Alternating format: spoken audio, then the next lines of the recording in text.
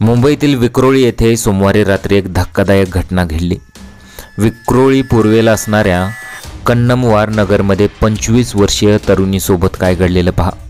त्यापूर्वी तुम्ही चॅनलवर पहिल्यांदा आला असाल तर चॅनलला जरूर सबस्क्राइब करून घ्या। या घटनेमुळे मोठी खळबळ उडालेली आहे। हर्षदा तांदोलकर वयवर्ष 25 असं या तरुणीचे नाव आहे।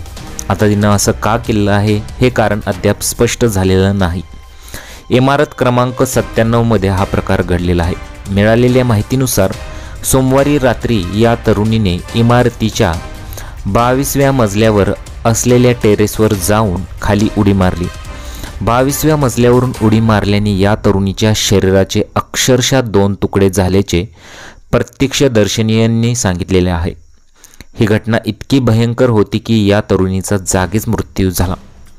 या घटनेची माहिती पोलिसांना मिळताच पोलीस घटनास्थळी दाखल झाले। पंचनामा करून तरुणीचा मृतदेह पोलिसांनी ताब्यात घेतला।